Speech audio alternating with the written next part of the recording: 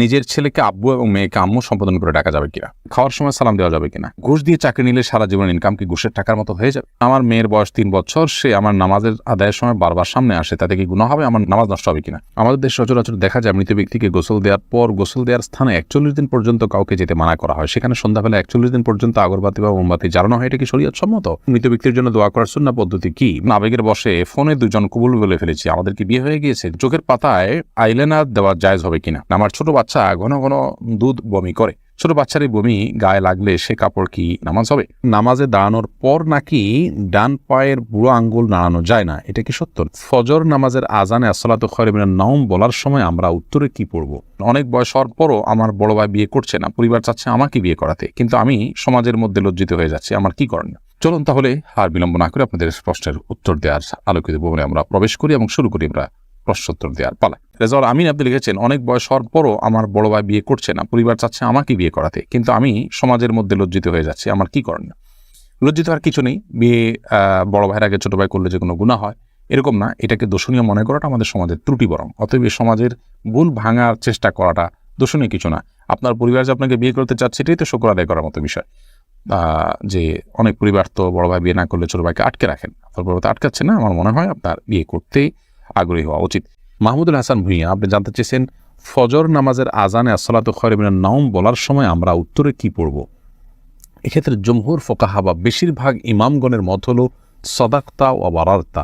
আসসালাতু খায়রুম মিনান নাওম মানে হলো সালাত বা নামাজ, এটা ঘুম থেকে উত্তম। এটি যখন মুয়াজ্জিন বলবেন তখন তাকে বলতে হয় সদাকতা ও বারারতা, অর্থাৎ হে মুয়াজ্জিন তুমি সত্য বলেছ এবং ভালো বলেছ, ভালো কাজ করেছ। এই কথা বেশিরভাগ ফোকাহা একরাম বা জমহুর ফোকাহা একরাম বলতে বলেছেন মুয়াজ্জিনের জবাবে, এবং একটি রেওয়ায়েতে এটি এসছে, যদিও রেওয়ায়েতটা সনদকে অনেক মুহাদ্দিসগণ দাঈফ বলেছেন। আর এই কারণে অন্য একদল উলামা ইকরাম বলেন যে আসসালাতু খায়রুম মিনান নাওম যখন বলবো আমরা, মুয়াজ্জিন যখন আসসালাতু খায়রুম মিনান নাওম বলবে আমরাও আসসালাতু খায়রুম মিনান নাওম বলবো। এর কারণ হলো যে আসসালাতু খায়রুম মিনান নাওম এই বাক্যটি মুয়াজ্জিনের বাক্য, আর এক্ষেত্রে নবী আলাইহিস সালামের সাধারণ যে নির্দেশনা বুখারী মুসলিমে আসছে যে ফাকুলু মিসলা মা ইয়াকুল ইযা সামি'তুমুন নিদা, যখন তোমরা মুয়াজ্জিনের আযান শুনবে ফাকুলু মিসলা মা ইয়াকুল মুয়াজ্জিন, তখন মুয়াজ্জিন যা বলবে হুবহু তোমরা তা বলো। শুধুমাত্র হাইয়া আলাস সালাহ হাইয়া আল ফালাহর মধ্যে নবী আলাইহিস সালাম ওই হাদিসে লা হাওলা ওয়া কুওয়াতা ইল্লা বিল্লাহ বলতে বলেছেন, অতএব দুইটা বাদে বাকি সবগুলোতেই ওই হাদিসের সাধারণ যে নির্দেশনা সেটা অনুযায়ী আসসালাতু খায়রুম মিনান নাওম শুনলে আসসালাতু খায়রুম মিনান নাওম অর্থাৎ হুবহু এটা অনুকরণ করার নির্দেশনা দিয়ে থাকেন। করির বেগম লিখেছেন, আমার মেয়ের বয়স 3 বছর, সে আমার নামাজের আদায়ের সময় বারবার সামনে আসে, তাতে কি গুনাহ হবে, আমার নামাজ নষ্ট হবে কিনা? না, আপনার গুনাহ হবে না এবং আপনার নামাজ নষ্ট হবে না। তবে ছোট বাচ্চা আপনার নামাজের খুব বেশি সমস্যা তৈরি করবে এরকম মনে হলে অন্য কেউ থাকলে তাদেরকে দিয়ে তাকে ধরে রাখার বা তাকে নিয়ন্ত্রণ করার ন্যূনতম চেষ্টা করা উচিত। এমডি আরিফুল ইসলাম জানতেছেন, মৃত ব্যক্তির জন্য দোয়া করার সুন্নাহ পদ্ধতি কি? মৃত ব্যক্তির জন্য আল্লাহ তাআলার কাছে সাধারণভাবে দোয়া করবেন, আল্লাহ আপনি তাকে মাফ করুন, ক্ষমা করুন, ইস্তেগফার করবেন, কায়মন ওয়াক্যে আল্লাহর কাছে তার পক্ষ হয়ে সুপারিশ করবেন, ক্ষমা চাইবেন।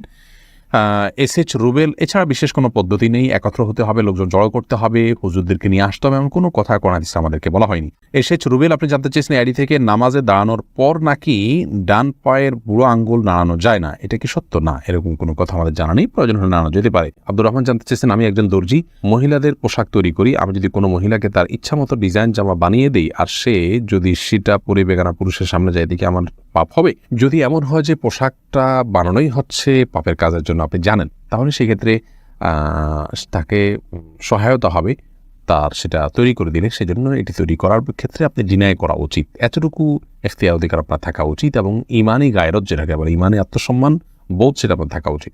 আর যদি এই লেভেলের সমস্যা না হয়, বরং এটা তিনি বাসায় পড়তে পারেন, তার স্বামীর সামনে পড়তে পারেন, বাহিরে পড়তে পারেন, কি করবেন আপনি জানেন না, তাহলে আপনি খুঁচিয়ে খুঁচিয়ে তাকে জিজ্ঞেস করার কোনো প্রয়োজন নেই, এবং এর কারণে আপনার গুনাহ হবে না। তিনি যদি এটাকে অন্যায় কাজে ব্যবহার করেন ইনশাআল্লাহ আপনার গুনাহ হবে না।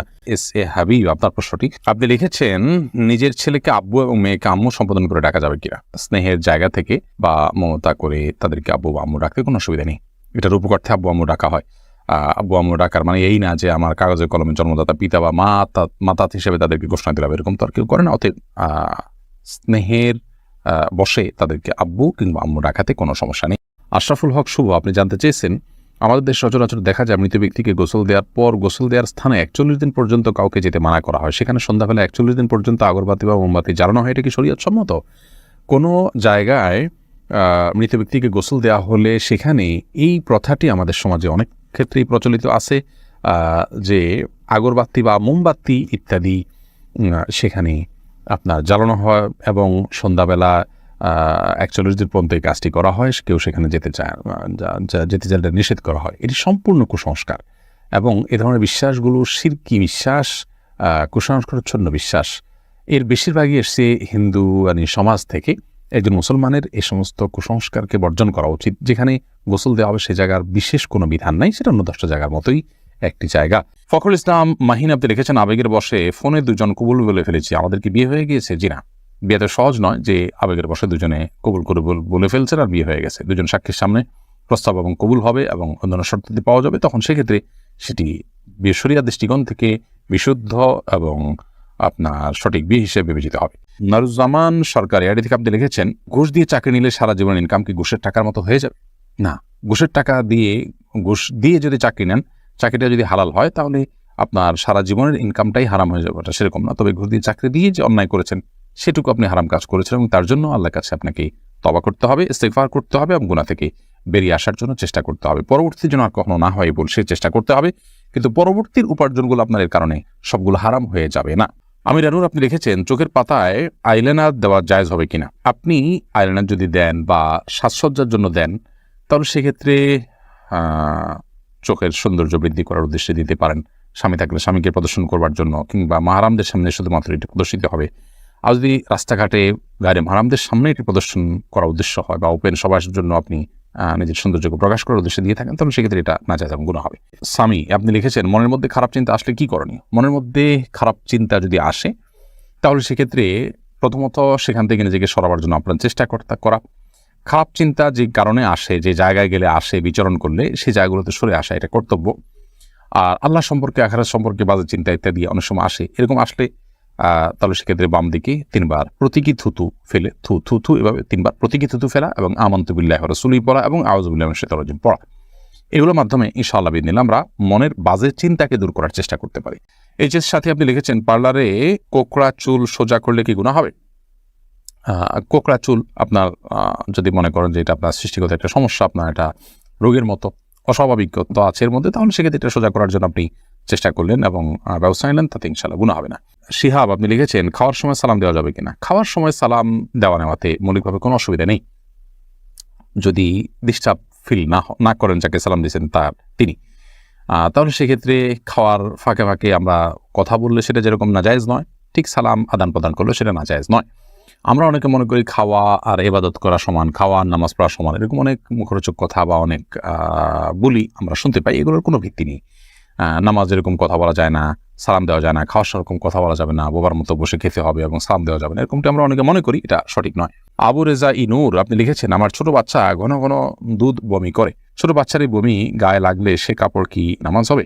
বাচ্চা যদি বমি করে এবং সেটা আপনার কাপড় লেগে যায়, অবশ্যই যে অংশে লাগবে সে অংশ নাপাক হবে, অংশ আপনি ধুয়ে ফেলবেন, বাকি কাপড় পাক আছে বাকি থাকবে, যেটুকু লাগবে সেটুকু ধুয়ে ফেললে পাক হয়ে যাবে।